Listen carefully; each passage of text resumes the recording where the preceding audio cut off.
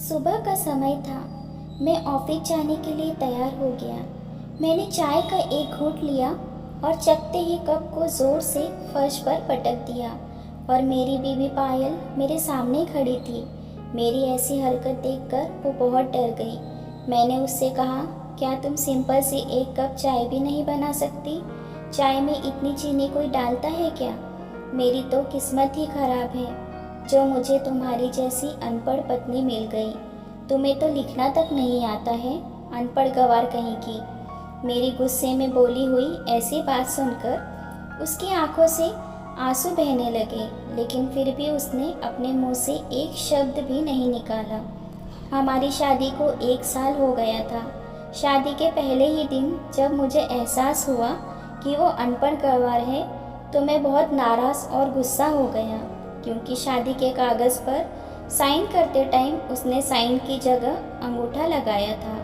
तभी मैं समझ गया था कि वो अनपढ़ है। वो मेरी माँ की रिश्तेदारी में से थी। हम उसे दूसरे शहर से शादी करके अपने घर ले आए थे। मैं उससे शादी नहीं करना चाहता था, पर माँ की ज़िद के कारण मैं इस शादी के लिए तैयार हुआ था। और पायल की माँ भी बहुत बीमार थी, इसलिए जल्द से जल्द ये शादी करना बहुत ज़रूरी था। मुझे अपनी माँ की बात सुननी पड़ी। एक तो पायल बहुत सिंपल सी लड़की थी और ऊपर से अनपढ़ भी थी। उसके मायके वाले लोग बहुत गरीब थे। मायके की खराब परिस्थिति के कारण वो आगे की पढ़ाई नहीं कर सकी।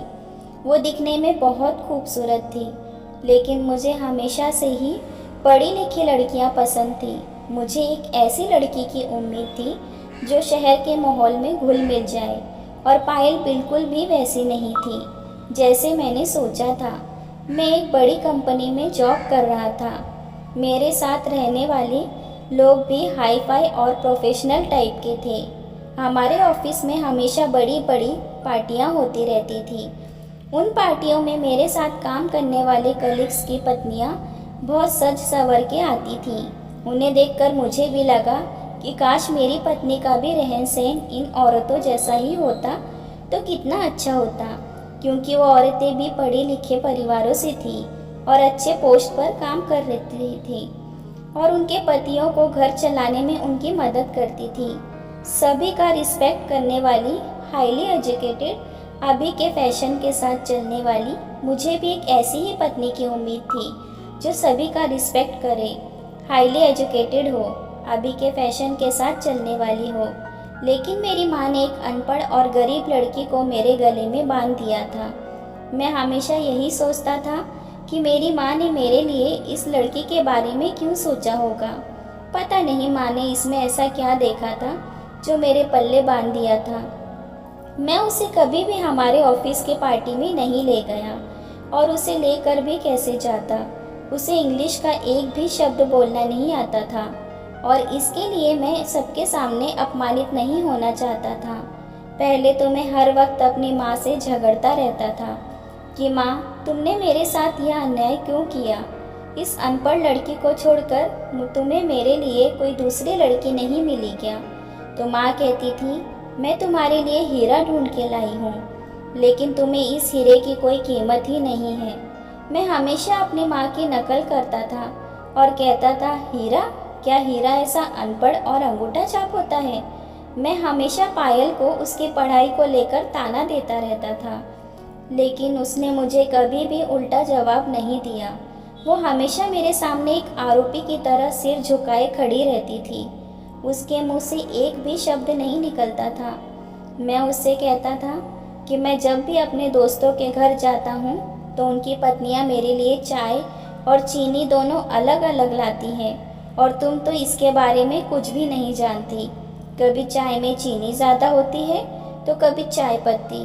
कोई भी चीज़ कैसे बनानी है तुम्हें कुछ भी नहीं पता कि क्या कितना डालना है। इस पर पायल ने मुझसे कहा, मैं तो पूरी कोशिश करती हूँ कि मुझसे कोई गलती ना हो। मुझे उसका रहन सहन बिल्कुल पसंद नहीं था। वो बहुत सादी सिंपल रहती थी। वो हमेशा पुराने ज़माने की औरतों की तरह सिर को दुपट्टे से ढक के रखती थी। मुझे समझ नहीं आता था कि मैंने ऐसी क्या गलती की थी जो भगवान ने मुझे ऐसी पत्नी दी थी। मैं तो उसे देखना भी नहीं चाहता था, लेकिन वो खाना बहुत अच्छा बनाती थी।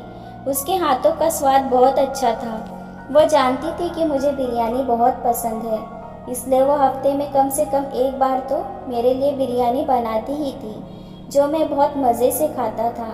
जब मैं ऑफिस के लिए निकलता था तो मेरा लंच बॉक्स तैयार करके टेबल पर रख देती थी। मुझे हमेशा बाहर का खाना ना खाने की सलाह देती थी। मैं बाहर का खाना ना खाऊं, मेरी तबीयत खराब ना हो जाए, इसकी उसे बहुत चिंता होती थी। मैं उनसे कहता था कि मैं कोई बच्चा नहीं हूँ जो ऑफिस में टिफ़िन ले जाऊँ। हमारे यहाँ बहुत अच्छा खाना मिलता है, और वो भी बहुत अच्छे होटल से, इसलिए मेरी चिंता करने की तुम्हें कोई ज़रूरत नहीं है। एक दिन पायल कपड़े प्रेस कर रही थी। प्रेस करते समय उसके हाथों से मेरा फेवरेट शर्ट जल गया।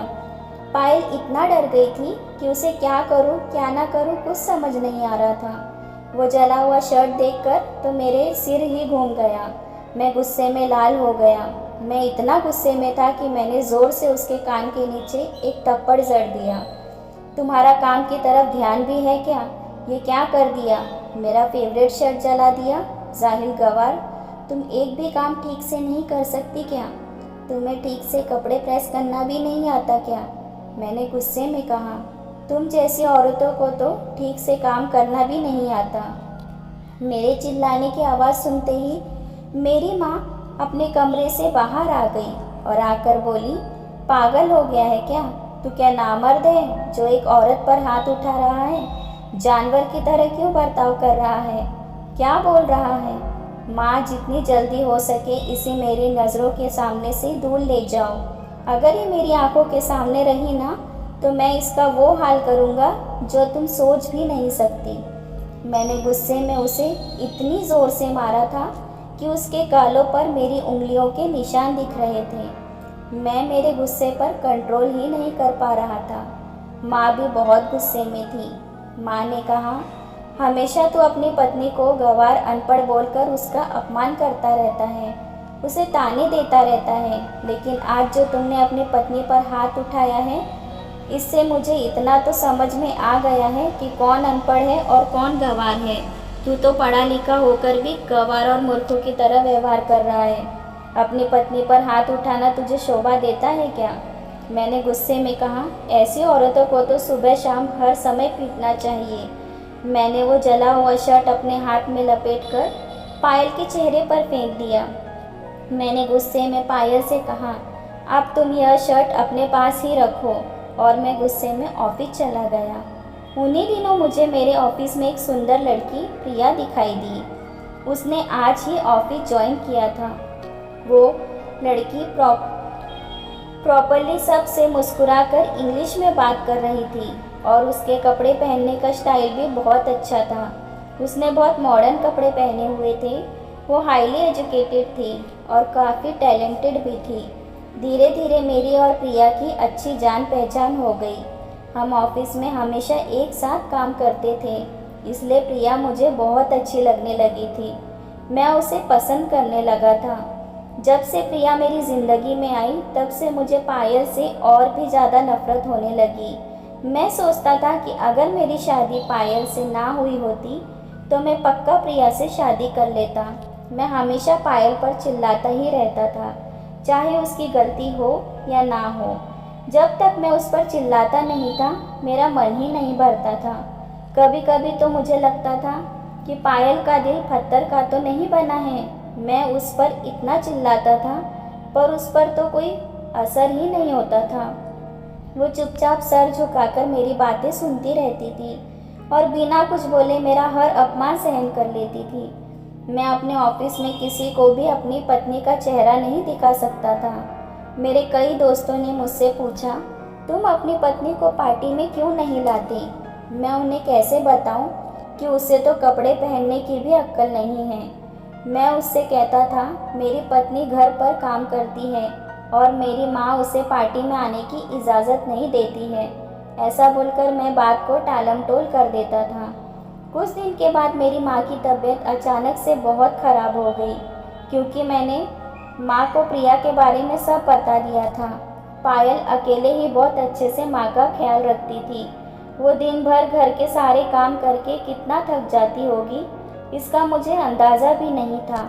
मुझे अपने ऑफिस की प्रिया बहुत पसंद थी, लेकिन मैं निश्चित रूप से जानता था कि मेरी माँ मुझे उससे शादी नहीं करने देगी।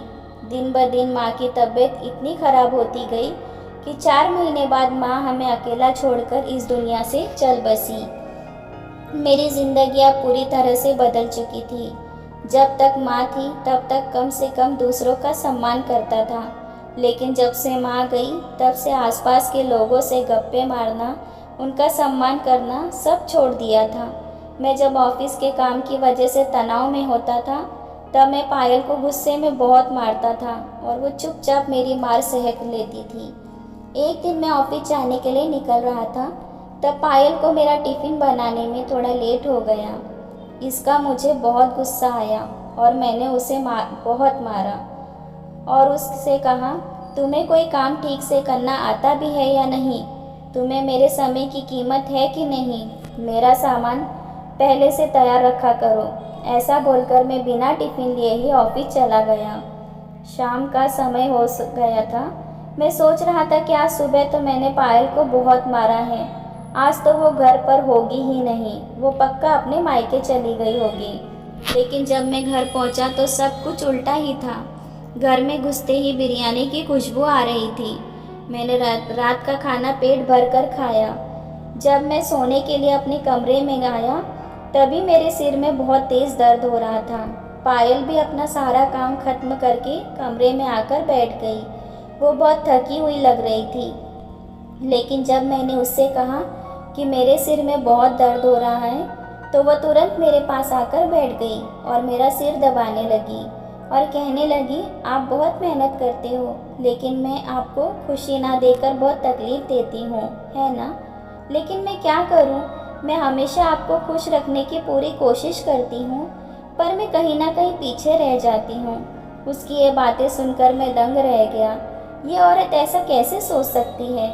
मुझसे लड़ने के बजाय इतना अच्छा व्यवहार कैसे कर लेती है? ये सारी बातें मेरे मन में आने लगी। मैं उसकी बातें सुन रहा था। वह बोली, दूसरे परिवारों में पति पत्नी कैसे खुश रहते हैं, एक दूसरे से बातें करते हैं, बाहर घूमने जाते हैं, एक दूसरे के साथ प्यार से रहते हैं। जब आप काम पर जाओ तो मैं दरवाजे पर आकर आपको टाटा करूं, और जब आप काम से घर वापस आओ तो मैं आपके लिए अच्छा खाना बनाऊं और आप मेरी तारीफ़ करें। हम दोनों बहुत खुश रहें और हम दोनों के बीच कभी भी कोई झगड़ा ना हो, ऐसा मैं सोचती हूँ। लेकिन अनजाने में मुझसे कुछ ना कुछ गलतियाँ हो ही जाती हैं और इस पर आप मुझ पर चिल्लाते हो। मैं आपके साथ बहुत अच्छा रहने की कोशिश करती हूँ, लेकिन पता नहीं मुझसे क्या गलतियाँ हो जाती हैं। मैं आंखें बंद करके चुपचाप उनकी बातें सुन रहा था, लेकिन शायद मुझे वो पसंद नहीं थी, इसलिए मैं इन सब बातों को नज़रअंदाज कर रहा था। तभी अचानक मुझे अपने माथे पर नमी महसूस हुई। ऐसा लगा मानो मेरे सिर पर पानी की बूंदें गिर रही हों। जैसे ही मैंने आँख खोली तो देखा कि पायल रो रही थी। उसकी आंखों से टप टप आंसू मेरे माथे पर गिर रहे थे। मैं तुरंत उठकर बैठ गया। मैंने अपने रुमाल से उसकी आंखें पोंछी। इससे पहले कि मैं कुछ कह पाता, उसने अपना सिर मेरे कंधे पर रख दिया और रोने लगी, लेकिन उसने अपनी आवाज़ कमरे से बाहर नहीं जाने दी। वो रोते हुए बोली, मुझे माफ़ कर दो। जैसे दूसरे पति अपनी पत्नियों के साथ रहते हैं, वैसे ही आप मेरे साथ रहो। उसका रोना बंद ही नहीं हो रहा था। मैं काफ़ी देर तक उसे देखता रहा, फिर मैं खुद ही अपना हाथ उसके करीब ले गया। मैंने उसके सिर पर हाथ रखा और कहा, अरे रो क्यों रही हो? अरे पागल, रोज़ रोज़ के काम से मैं बहुत थक जाता हूँ, जिसकी वजह से काम का सारा गुस्सा तुम पर निकल जाता है। पर अब से मैं तुम पर चिल्लाऊंगा नहीं और तुम्हारे साथ अच्छे से रहने की कोशिश करूँगा। इस समय मैं उससे बहुत शांति से बात कर रहा था, क्योंकि वो बहुत भावुक हो गई थी और रो रही थी। उस समय मेरे पास उसे धैर्य देने के अलावा कोई चारा नहीं था। मैं कमरे में बेड पर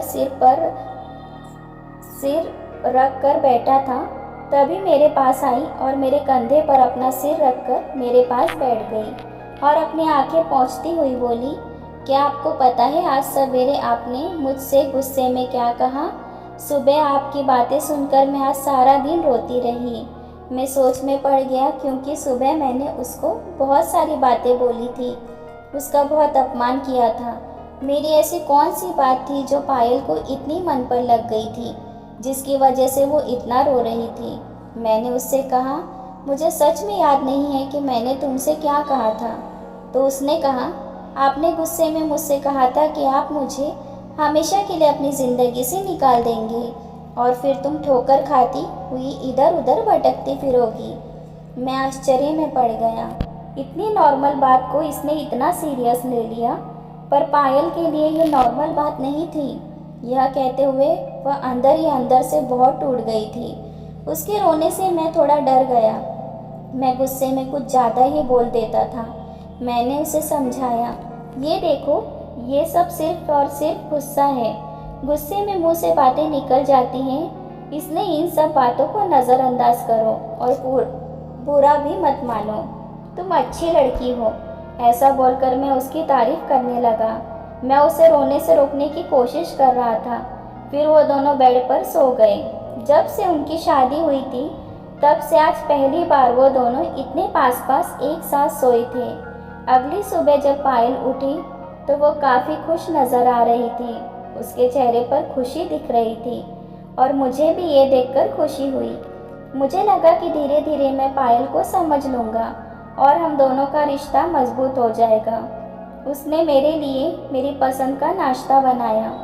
मैं भी आज बहुत खुश था, लेकिन जब मैं ऑफिस गया तभी प्रिया मेरा इंतज़ार कर रही थी। मैंने अपना काम जल्दी निपटा लिया। बॉस के साथ मीटिंग होने के बाद मैं अपने कैबिन में बैठा था। मुझे पायल के साथ बिताया हुआ समय याद आ रहा था। तभी प्रिया मेरे पास आकर बैठ गई। उसने मेरा हाथ पकड़ लिया और बोली, तुम्हें पता है ना, मेरे घर वाले मेरे लिए रिश्ता तलाश कर रहे हैं। अगले कुछ दिनों में वो एक अच्छा लड़का देखकर मेरी शादी कर देंगे और तुम ही बताओ मैं क्या करूं?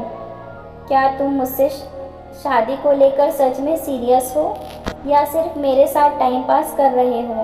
प्रिया की बातें सुनकर मेरे मन से पायल का ख्याल आसानी से निकल गया। मैं अभी पायल के बारे में थोड़ा बेहतर सोच रहा था, लेकिन प्रिया को देखकर मैं पायल को भूलकर उससे बात करने में मग्न हो गया। मैंने उससे कहा, तुम मुझसे ऐसे क्यों बात कर रही हो? मैं सच में तुम्हारे बारे में ही सोच रहा हूँ। तुम मेरी ज़िंदगी की पहली प्राथमिकता हो। मैं तुम जैसी लड़की के साथ ही अपना पूरा जीवन बिताना चाहता हूँ। इस पर वो बोली, तुमने मेरे बारे में भी कुछ सोचा है क्या? अभी तक तुमने मुझे ऐसे ही क्यों रखा है? मैं कब तक अपने मम्मी पापा को शादी के लिए ना बोलती रहूं? मैंने कहा, हाँ, मैं तुमसे शादी के लिए सीरियस हूँ और अगर मुझे तुम्हारी जैसी लड़की मिल जाए तो मेरा भाग्य ही खुल जाएगा। अब हम जल्दी ही शादी कर लेंगे। मुझे पायल की कोई फिक्र नहीं थी। मैं उससे डरता भी नहीं था। आज तक मैं माँ की वजह से पायल को छोड़ नहीं सकता था, पर अब तो माँ भी इस दुनिया में नहीं थी। मुझे पहले के दिन याद आ गए। एक बार मैं पायल को उसके मायके छोड़ आया। उन्हीं दिनों में अपनी माँ से गप्पे मार रहा था। मेरी माँ मुझे पायल के बारे में बता रही थी। वह पायल की तारीफ कर रही थी ताकि उसके प्रति मेरा प्यार बरकरार रहे, लेकिन मेरे दिमाग में तो अलग ही विचार चल रहे थे। मैंने माँ से कहा, माँ, मैं आपसे कुछ कहना चाहता हूँ। माँ, आपको तो पता ही है कि आपने अपनी ज़िद में मेरी शादी पायल से करवा दी, लेकिन जो मेरे दिल में है, मैं उस लड़की से शादी करना चाहता हूँ। मुझे लगता है कि आपको इस शादी से कोई शिकायत नहीं होगी। साथ ही मैं पायल को उसके घर वापस नहीं भेजूँगा, वह भी मेरे साथ इसी घर में रहेगी। लेकिन मुझे अपनी नई ज़िंदगी की शुरुआत सिर्फ़ और सिर्फ प्रिया के साथ करनी है। ये सुनते ही मेरी माँ के चेहरे से मुस्कान गायब हो गई। मेरी बात हैरानी से सुन रही थी। वह झट से उठी और गुस्से से बोली, तुम्हें कुछ पता भी है कि तुम क्या बोल रहे हो? मैं तुम्हें यह कदम कभी नहीं उठाने दूंगी। अरे, अपने ख़ानदान में आज तक किसी ने भी 2 शादियां नहीं की हैं। जिसके साथ एक बार शादी हो जाती है उसी के साथ आखिरी दम तक ज़िंदगी गुजारनी चाहिए। तुम्हारी ऐसा सोचने की हिम्मत भी कैसे हुई? और तू किससे पूछकर ये सब कर रहा है? मेरी माँ ने इस बात को दिल पर ले लिया था। वो मुझसे लड़ने लगी और मुझे अपने कमरे से बाहर निकाल दिया। अगली सुबह जब मैं उसे देखने उसके कमरे में गया तो वो बेहोश पड़ी थी। उसके दिल की धड़कन पूरी तरह बंद हो गई थी और वो मुझे छोड़कर इस दुनिया से चली गई थी। ये खबर सुनते ही पायल भी अपने मायके से घर आ गई थी। माँ और पायल की आपस में बहुत अच्छी बनती थी। पायल की माँ के निधन के बाद मेरी माँ ने उसे अपनी बेटी की तरह पाला था। पायल मेरी माँ के सबसे करीबी रिश्तेदारों में से थी। पायल रो रो कर बेहाल हो गई थी। मुझे भी बहुत दुख हो रहा था। जब मैंने प्रिया को माँ के निधन की खबर दी तो प्रिया ने मेरा दुख तो नहीं बांटा था बल्कि खुश हो गई और बोली, अच्छा हो गया, हम दोनों के बीच का कांटा अपने आप निकल गया। इसका मतलब है कि भगवान भी चाहते हैं कि हम जल्द से जल्द एक हो जाएं। इसलिए भगवान स्वयं हमारे बीच आने वाली हर मुश्किल को हटा रहे हैं। वो मेरे साथ इस तरह की बातें करती थी, लेकिन मैं चुपचाप उसकी सारी बातें सुनता रहता था। अचानक प्रिया ने मुझे हिलाया और बोली, शुभम कहाँ खो गए? मुझे अचानक होश आया और मैंने प्रिया से कहा, हाँ अब हम शादी करेंगे क्योंकि अब तो मेरी माँ भी नहीं है। लेकिन प्रिया के घर वाले शादी के लिए तैयार नहीं थे। वे उसे समझाते थे कि हम तुम्हारी शादी किसी ऐसे व्यक्ति से नहीं करेंगे जो पहले से शादीशुदा हो। अगर मैं प्रिया को छोड़कर वापस पायल के साथ रहा तो ये बात से प्रिया बहुत नाराज़ हो जाती। मैंने उससे वादा किया था कि मैं शादी के बाद तुम्हारे साथ ही रहूँगा, लेकिन प्रिया का कहना था कि तुम हमारी शादी के तुरंत बाद पायल को तलाक दे देना। अगर तुम्हें यह मंजूर है तो मैं तुमसे कोई कोर्ट मैरिज करने के लिए तैयार हूँ।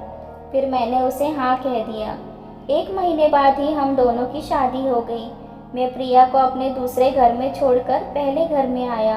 रास्ते में ज़ोर की बारिश के साथ साथ आंधी तूफान आ गया था। बाहर का वातावरण बहुत खराब था। जैसे ही मैंने घर में कदम रखा, मुझे तले हुए प्याज के पकौड़ों की खुशबू आ रही थी। मैं हॉल में आकर इधर उधर देखने लगा। सामने किचन में पायल प्याज के पकौड़े तल रही थी। मुझे देखते ही उसने गैस पर चाय बनाने के लिए रख दी। उसने मुझसे कहा, मुझे लग ही रहा था कि आप जल्दी आओगे। देखिए, मैंने आपके लिए गर्मा गर्म पकौड़े बनाए हैं और साथ में चाय भी रखी है। हम साथ में खाना खाएंगे। मैं अपने कमरे में चला गया। मेरे दिमाग में सिर्फ और सिर्फ प्रिया का ही ख्याल आ रहा था। मैंने पायल से कहा, सब काम छोड़कर जल्दी से मेरे पास आओ, मुझे तुमसे कुछ ज़रूरी बात करनी है। मेरे फ़ोन पर लगातार प्रिया के मैसेज आ रहे थे। उसने लिखा था कि तुम जल्द से जल्द अपना काम खत्म करके मेरे पास आओ।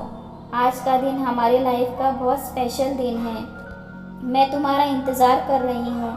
मैं अपने कमरे में बैठा था, वहाँ पायल आई। उसके एक हाथ में पकौड़े की प्लेट और दूसरे हाथ में गर्मा गर्म चाय का कप था। पायल ने मुझसे कहा, ये लीजिए, मैं आपके लिए गर्मा गर्म पकौड़े और चाय लेकर आई हूँ। मैंने उसके हाथ से कप प्लेट लेकर टेबल पर रख दिया। उसने प्लेट से एक पकौड़ा उठाया और मुझे खिलाने लगी। मैंने उसका हाथ पकड़ लिया और एक तरफ हटा दिया। मुझे चिंता में देखकर वह आश्चर्यचकित हो गई। उसने कहा, मुझसे कोई गलती हो गई है क्या? आप मुझे इतने चिंतित क्यों दिख रहे हो? सब ठीक है ना? आपकी तबीयत तो ठीक है ना? ऐसे कई सवाल वो मुझसे पूछने लगी।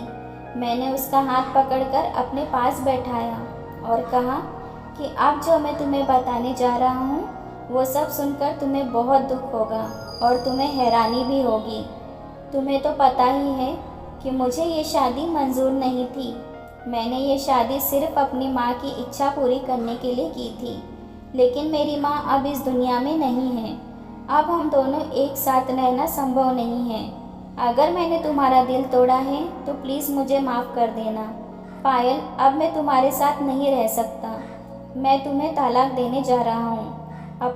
अब मुझे तुम्हारे साथ रहने की इच्छा नहीं है, इसलिए अगले कुछ दिनों में मैं तुम्हें तलाक का नोटिस भेज दूँगा। मेरी बात सुनकर वो बहुत परेशान हो गई। वो अपने मुंह से एक शब्द भी नहीं बोली। जाते वक्त मैंने उससे सिर्फ इतना कहा कि तुम अपने भाई को बुला लेना, मैं तुम्हें छोड़कर जा रहा हूँ। मैंने पीछे मुड़कर उसकी तरफ देखा भी नहीं कि वो किस हालत में है या वो भी मुझसे कुछ बात करना चाहती है या नहीं। लेकिन मुझे ऐसा लग रहा था कि वो मन से मुझे कुछ तो बताना चाहती थी। मैं पायल को उसी हाल में छोड़कर प्रिया के पास आ गया। प्रिया मेरा ही इंतज़ार कर रही थी। मैं उसके साथ 2 दिन रुका। वो बहुत खुश थी। मैं पायल को तलाक देने वाला हूँ। मैंने अपने मोबाइल में इसकी रिकॉर्डिंग कर ली थी। फिर मैंने वो रिकॉर्डिंग मोबाइल पर पायल को भेज दिया। प्रिया और मैं बहुत खुश थे क्योंकि हम दोनों ने एक साथ खुश रहने का सपना देखा था जो पूरा हो गया था। 2 दिन बाद जब मैं अपने पहले घर वापस आया तो देखा कि घर का सारा सामान वैसा का वैसा ही पड़ा है। जब मैं किचन में गया तो देखा कि कढ़ाई गैस पर जैसे कि वैसी रखी हुई थी। किचन के प्लेटफॉर्म पर पकोड़े का आटा वैसे ही रखा हुआ था जिससे घर में गंदी बदबू फैली हुई थी। मैं अपने कमरे में गया तो देखा सारा सामान इधर उधर बिखरा पड़ा था। सामने टेबल पर पकोड़े और चाय का कप वैसा ही पड़ा हुआ था। घर की सभी चीज़ें वैसी ही पड़ी थी जैसी 2 दिन पहले मैं छोड़ गया था। लेकिन पायल मुझे घर में कहीं भी दिखाई नहीं दी। शायद वो अपने घर चली गई होगी। तभी मुझे बेड पर एक पेपर दिखा। पास जाकर देखा तो वो कोई पेपर नहीं बल्कि हॉस्पिटल की रिपोर्ट थी। जब मैंने उसे खोला तो मेरे पैरों तले ज़मीन खिसक गई क्योंकि उस रिपोर्ट में लिखा था कि पायल प्रेग्नेंट है। रिपोर्ट पढ़कर मैं दंग रह गया और वहाँ से चला आया। फिर मैं भी प्रिया के साथ बहुत खुशी से अपनी ज़िंदगी बिता रहा था क्योंकि प्रिया पढ़ी लिखी, दिखने में सुंदर और एक जवान लड़की थी। साथ ही वह नौकरी भी करती थी।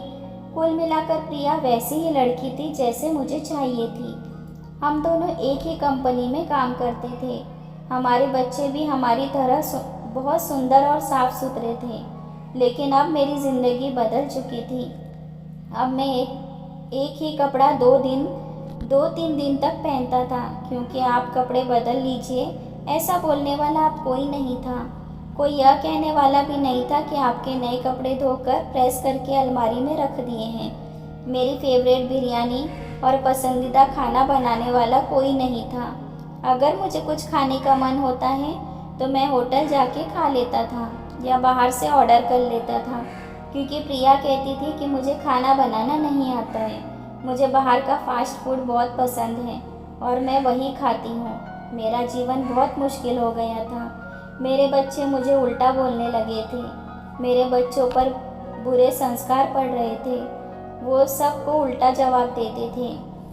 अब प्रिया के साथ मेरा रिश्ता पहले जैसा नहीं रहा। वो पहले से बहुत बदल गई थी। अब वो मुझे छोटी छोटी बातों पर ताना मारती थी।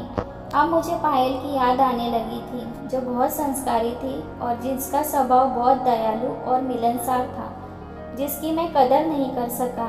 पायल को तलाक देके 9 साल हो गए थे, लेकिन इन 9 सालों में ही मुझे उसकी असली कीमत का एहसास हुआ और समझ में आया कि माँ उसे हीरा क्यों बोलती थी। सच में मेरी माँ मेरे लिए हीरा ही ढूंढ के लाई थी। अगर मैं उसके साथ बुरा व्यवहार ना करता तो शायद मैं सोचने लगा कि अब तक तो उसकी दूसरी शादी हो गई होगी और वो अपने पति के साथ खुश होगी। लेकिन अब मेरी ज़िंदगी में काफ़ी तकलीफ़ें आ रही थी। मैं हमेशा बेचैन रहता था। मेरी तबीयत भी अब बीच बीच में ख़राब हो जाती थी। प्रिया को अब मुझे अपने दोस्तों से मिलवाने में शर्म महसूस होने लगी। मैंने डॉक्टरों से बहुत इलाज करवाया, लेकिन उन्होंने कहा कि मुझे कोई बीमारी नहीं है। शायद ये सब पायल पर किए हुए अत्याचारों की सज़ा थी। मेरे साथ मेरे पास सब कुछ होते हुए मुझे अकेलापन महसूस होता था। एक दिन मैं अपने बच्चों को स्कूल छोड़ने ले गया। वहाँ मुझे पायल दिखाई दी। उसे देखकर मैं खुद को रोक नहीं पाया। उसके साथ एक 8-9 साल की लड़की भी थी। उसका चेहरा मुझसे मिलता जुलता था। मैं उस लड़की को देखकर हैरान हो गया। पायल मुझे देखकर हैरान हो गई। जब उसने मुझे देखा तो उसकी आंखों में आंसू आ गए। मैंने उससे कहा, कैसी हो पायल? उसने कहा, मैं जैसी आपको दिख रही हूँ वैसी ही हूँ। वह बहुत कमज़ोर लग रही थी। मैंने उससे पूछा कि ये अपनी बेटी है क्या? उसने कहा, हाँ, ये आपकी ही बेटी है। उसे देखकर मुझे बहुत खुशी हुई। मैंने उस छोटी बच्ची को अपने पास लिया और उसे लाड़ प्यार करने लगा। मैंने पायल से पूछा, तुम्हारा पति कैसा है? तुम इधर ही कहीं आसपास रहती हो क्या? वो बोली, हाँ, मैं यहीं पास में रहती हूँ, लेकिन मैंने दूसरी शादी नहीं की क्योंकि हम दोनों का तलाक नहीं हुआ था। तो मुझे कुछ दिनों के लिए आशा की किरण दिखाई दी कि शायद आप मेरे पास वापस आओगे। मैंने उससे कहा कि तुम यहाँ क्या कर रही हो? पायल ने कहा, मेरी बेटी यहाँ पढ़ती है और मैं यहाँ आया का काम करती हूँ। मैंने उससे पूछा, तुम अपने मायके के घर में नहीं गई क्या? वो बोली, मैं मायके में ही रहती थी, लेकिन अब मेरा वहाँ हक कोई नहीं रहा। मम्मी और पापा दोनों मुझे अकेला छोड़कर गुजर गए। फिर मैं वापस यहाँ आ गई। इधर ही एक छोटा सा घर किराए पर लिया हुआ है। बहुत ढूंढने के बाद मुझे भी इसी स्कूल में आया की नौकरी मिल गई, क्योंकि पढ़ी लिखी ना होने के कारण मैं यहाँ काम कर सकती थी, यही काम कर सकती थी। फिर पायल ने मुझसे पूछा, आपकी पत्नी और बच्चे कैसे हैं?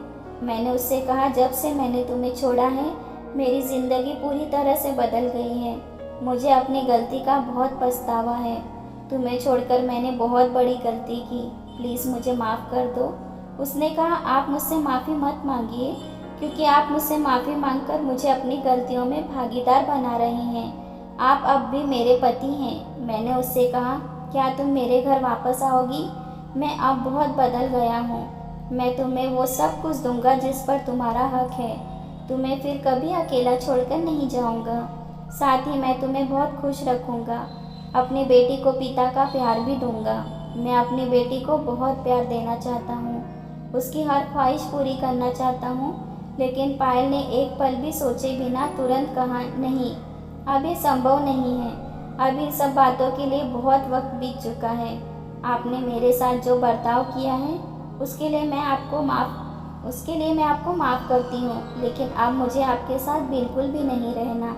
आप ये भी भूल जाइए कि अपना तलाक नहीं हुआ है, क्योंकि अब तक मैंने अपना जीवन एक तलाकशुदा औरत के रूप में ही बिताया है। अब मेरे मन में जीने की बिल्कुल भी इच्छा नहीं है। मैं अपनी बाकी की ज़िंदगी सिर्फ अपनी बेटी की वजह से जी रही हूँ। मैंने उससे बहुत विनती की, लेकिन वो मेरे साथ आने के लिए तैयार नहीं हुई और उसने कहा, हाँ, मैं आपको अपनी इजाज़त ज़रूर दे सकती हूँ कि आप अपनी बेटी से जब भी मिलना चाहे आकर मिल सकते हैं, क्योंकि ये आपका अधिकार है। आपके लिए मेरे घर के दरवाजे हमेशा खुले रहेंगे। अब आप जा सकते हैं। मैं शर्मिंदा होकर घर चला गया। पायल मेरी पत्नी होकर भी मैं उसके साथ नहीं रह सकता। शायद यही मेरी सबसे बड़ी सज़ा थी। अब मुझे मेरी सारी ज़िंदगी ना चाहते हुए भी प्रिया के साथ बितानी पड़ेगी। मेरे प्यारे दोस्तों, आपको क्या लगता है, पायल का मेरे साथ ना आने का फ़ैसला सही था या गलत? मुझे कमेंट करके ज़रूर बताएं। और अगर आपको ये कहानी पसंद आए तो प्लीज़ इस कहानी को लाइक और शेयर पक्का करें, और इस तरह की नई नई कहानी सुनने के लिए मेरे चैनल को सब्सक्राइब करें। धन्यवाद।